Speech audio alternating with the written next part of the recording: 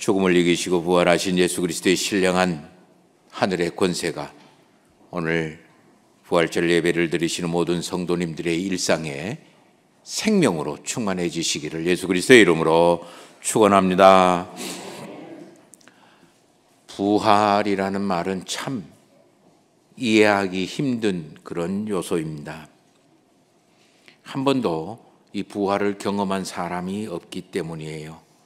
경험하지 못했기 때문에 우리가 쉽게 알 수 있는 영역이 아닙니다. 그래서 사람들은 잘 모르기 때문에 그런지 세상과 사람들은 사람 죽으면 끝이지 뭐 죽음이 마지막이다. 죽으면 모든 것들이 종결되어진다. 뭐 이렇게 생각을 많이 하고 말을 많이 합니다. 그러나 예수님은 오늘 저와 여러분들에게 나는 부활이요 생명이다라고 선언을 하십니다. 제자들에게 부활에 있음을 보여주고 증명하시는 내용이 바로 오늘 본문 말씀의 내용입니다. 사람은 부활을 알 수가 없습니다. 모릅니다. 왜? 부활은 우리가 사는 세계와 다른 세계의 이야기이기 때문이에요. 다른 세계라는 것은 부활이 죽음을 전제 조건으로 하고 있기 때문입니다.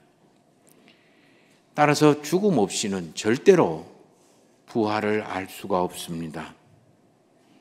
부활이 있을 수가 없는 거예요.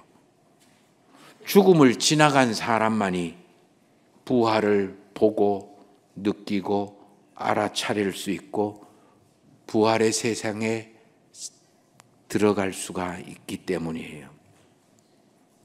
그렇다고 해서 하나님은 저와 여러분들에게 이 부활을 완전히 모르는 영역으로 그렇게 해서 남겨두셨느냐? 그러지는 않습니다.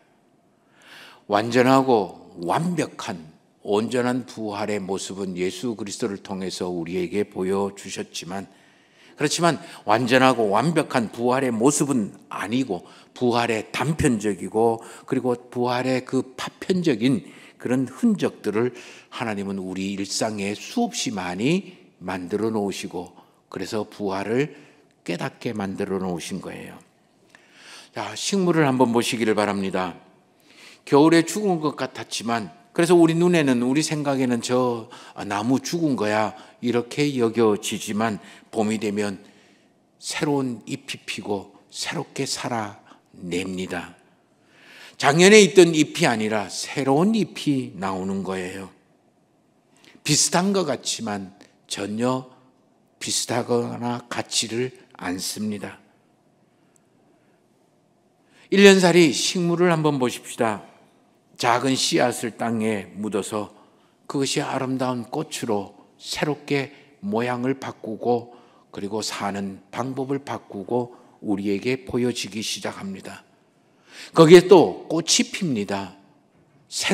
날마다 새로운 것들로 우리를 채워줍니다. 그 꽃이 죽어서 떨어져 보기 흉한 것 같지만 거기에서 또 새로운 것들이 열매가 맺어지게 되는 거죠. 씨앗이나 그다음에 새로운 풀의 모습이나 거기에 꽃이 핀 모습이나 그리고 거기에 열매가 맺는 모습 모든 것들이 다 다르지만 사실 한 생명이라고 할 수가 있죠. 동물의 모습을 보시기를 바랍니다. 알에서 애벌레가 생깁니다. 애벌레에서 번데기가 생기고 번데기에서 나비가 되고 잠자리가 되어지는 거예요. 알이 살아가는 세계하고 애벌레가 살아가는 세계가 다릅니다. 애벌레가 살아가는 삶의 방식과 세계가 그리고 번데기가 살아가는 삶의 방식과 세계가 다릅니다. 번데기가 살아가는 세계나 삶의 방식하고 나비나 잠자리 매미가 살아가는 삶의 방식과 세계가 달라지는 그럼에도 불구하고 애벌레의 생명이나 알의 생명이나 번데기의 생명이나 그리고 나비의 생명 다 동일한 생명이죠. 작은 알에서 전혀 모습이 다른 개체가 형성되어지기, 가까이 있는 우리 웅덩이에 올챙이를 보시기를 바랍니다. 알, 전혀 다른 모습이고 거기에서 어떻게 상상하지 못하는 올챙이가 나올 거라고 우리가 볼 수 있습니까? 올챙이가 살아가는 세상과 알이 살아가는 세상은 다른 거죠. 그 올챙이가 땅 위로 올라와서 개구리가 되어지고, 개구리가 살아가는 세상과 올챙이가 살아가는 세상은 또 다른 거예요. 그렇지만 이 생명들은 다 동일한 생명이라고 할 수가 있죠. 똑같은 모습으로 계란이 병아리가 되어지고 병아리가 큰 암탉이 되어지는 모습도 동일한 현상이에요. 살아가는 방식과 살아가는 그 세계는 다르지만 그러나 그 속에 동일한 생명이 들어있고 유지되어지는 거예요. 동물도 마찬가지입니다. 작은 형체도 보이지 않는 그런 정자와 수컷의 정자와 암컷의 난자가 만나서 어머니 뱃속이라는 모체의 뱃속이라는 세계에서 그렇게 모체의 태출을 통해서 살아갑니다. 그게 전부인 줄 알지만 그게 이 세상에 기한이 차서 태어나서 사자가 되고 개가 되고 고양이가 되고 하마가 되기도 합니다. 알이나 애벌레, 번데기, 나비, 알이나 올챙이나 개구리 사는 모습이나 사는 세계가 다 다르지만 동일한 생명이고 동일한 생명체인 거예요. 사람도 마찬가지입니다. 어머니 뱃속에서 10개월을 지내는 거죠. 어머니의 뱃속이 자기가 경험하고 아는 모든 세계의 전부입니다. 기한이 차면 어머니와 연결되어 있고 그 세계와 연결되어 있는 태출을 끊는 죽음을 경험하게 됩니다. 이 죽음 뒤에서야만이 이 땅에서 새로운 생명으로 태어나는 거죠. 그러나 어머니 뱃속에서의 생명과 이 땅에서 태어난 생명, 살아가는 생명이 다르냐? 아니에요. 동일한 생명이 되는 거예요. 자연현상에도 이런 부활의 파편들이 보이기 시작합니다. 얼음이 녹아서 물이 되고 물이 끓어서 구름이 수증기가 되고 수증기가 당시 엉켜서 물이 되어지는 모습은 다 다르고 살아가는 방법은 다르지만 같은 현상이에요. 자연과학에서 가장 중요한 법칙이 바로 물질이나 에너지는 그 형태나 모습은 변해도 늘 그 총량은 같다라고 하는 에너지 불변의 법칙이나 그리고 질량 보존의 법칙이 거기에 해당되는 거예요. 정신세계도 마찬가지예요. 유명한 야구 선수가 있었습니다. 자기 관리를 잘못했는지 아니면 주변에 여러 가지의 어려움과 힘든 것이 있었는지 굉장히 심각한 슬럼프에 빠졌습니다. 모든 언론이나 주변의 사람들이 너 이제 야구 인생 끝났어, 죽었어 그렇게 이야기합니다. 이 악물고 자기 자신을 다시 따듬기 시작하고 다시 시작을 해서 다시 위대한 야구 선수가 됐어요. 이때 모든 사람들은 뭐라고 표현합니까? 저 선수 부활했다라고 이야기하는 거예요. 부활의 완벽한 모습은 아니고 온전한 모습이 아니고 완전하게 설명할 수는 없지만 저와 여러분들의 살아가는 이 세상 속에서는 부활의 작은 조각 파편들이 얼마나 많은지 모릅니다. 이해하고 경험해서 아는 것이 아니에요. 그냥 받아들이는 거예요. 알에서 애벌레가 되고 애벌레가 기어올라 나무로 올라가서 번데기가 되고 그 번데기가 기한이 차서 나비가 되는 것, 그것을 우리가 이해하려고 탐구생활을 하고 그것을 경험해서 아느냐? 아니에요. 그냥 받아들이는 거예요. 이거는 나비 알이야. 이거는 나비의 애벌레야. 이거는 나비의 번데기야. 이거는 나비야. 저절로 아는 거예요. 그냥 받아들이는 거예요. 자시고 따지고 그렇게 하지 않아요. 사람의 가장 큰 오류 중에 하나가 내가 아는 게 전부라고 생각을 합니다.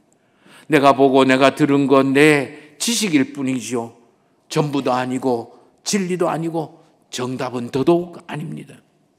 그래서 부활은 경험해서 아는 것, 지식으로 아는 것, 이해해서 아는 것이 아니라 오직 믿음으로만 알 수가 있고 경험할 수가 있고 볼 수가 있는 거예요.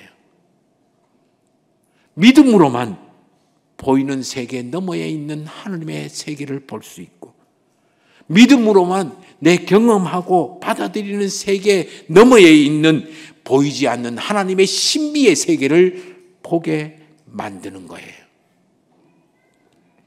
예수님은 오늘 마르다 보고 나는 부활이요 생명이니 나를 믿는 자는 죽어도 살겠고 무릇 살아서 나를 믿는 자는 영원히 죽지 아니하리다. 이것을 너가 믿느냐? 믿음을 요구합니다. 요한복음 20장 27절 말씀에도 예수님이 부활하신 것을 믿지 못하겠다고 내 눈으로 경험하고 내 눈으로 보고 내 눈으로 손으로 창자국을 만져보지 않는다 하면은 내가 예수 그리스도의 부활을 내가 못 믿겠다고 이야기하는 도마에게 나타나셔서 네 손으로 내 못자국 그리고 내 옆구리에 있는 창자국을 만져보아라. 그러면서 말씀하십니다. 보고 믿는 것보다 보지 않고 믿는 것이 훨씬 더 복되다. 사도 바울은 고린도후서 5장 7절에서 우리에게 이렇게 이야기합니다. 우리는 보이는 것으로 행하지 아니하고 믿음으로 산다. 그렇게 말하는 거예요. 이 부활을 믿는 사람만이 내가 지금 살아가는 세계가 전부가 아닌 것을 깨닫고 믿고 살아가는 거예요. 어쩌면 저와 여러분들이 지금 살아가는 것은 아래 세계에서 살아가고 있는지도 모릅니다. 어쩌면 저와 여러분들이 살아가고 있는 이 세계는 번데기의 생활일지도 모릅니다.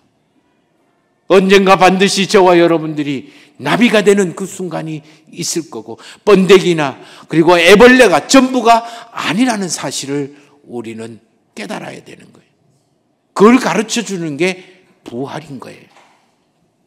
부활이라는 것이 있기 때문에 지금 내 아픔과 어려움과 힘듦을 견뎌낼 수 있는 거고 부활이 있기 때문에 지금의 답답함과 꼬이고 막힌 세계를 풀어낼 수 있는 힘이 생기는 거고 부활이 있기 때문에 내 지금 탐욕과 탐심과 탐색을 자제하고 다스리고 절제할 수가 있는 거고 부활이 있기 때문에 지금 내가 할 수 있지만 하지 않는 온갖 유혹들을 이겨낼 수가 있는 거예요. 그러므로 이 부활은요, 저와 여러분들이 이 땅에서 살아갈 능력이 되는 거고 살아낼 힘이 되는 거고 살려내는 강력한 영향력이 되는 거예요. 저와 여러분들이 예수 그리스도를 믿는다라는 것은 바로 이 부활의 세계를 믿는다라는 거예요. 이 부활의 세계를 믿을 때에 우리는 하나님이 주신 내 인생의 신비로움이 보여지고 풀려질 수가 있어요.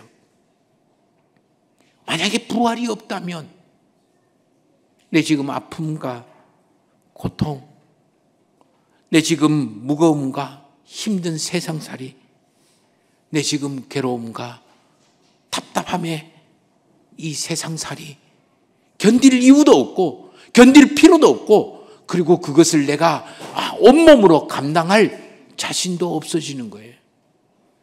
내 한 번뿐인 이 세상이라면 이 고통과 아픔 다 때려치우고 다른 거 하면 되는 거예요.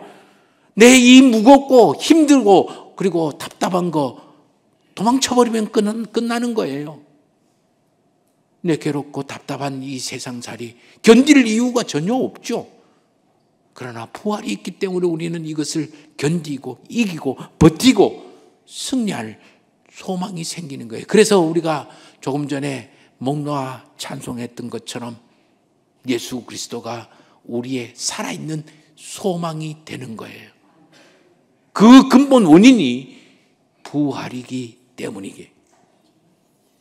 이 부활을 우리에게 깨우쳐 주신 예수 그리스도를 찬미하지 않을 수 없고, 이 부활의 하나님의 세계를 증명하신 예수 그리스도를 감사하고 경배하지 않을 수 없는 게 바로 이 부활의 세계의 이야기예요.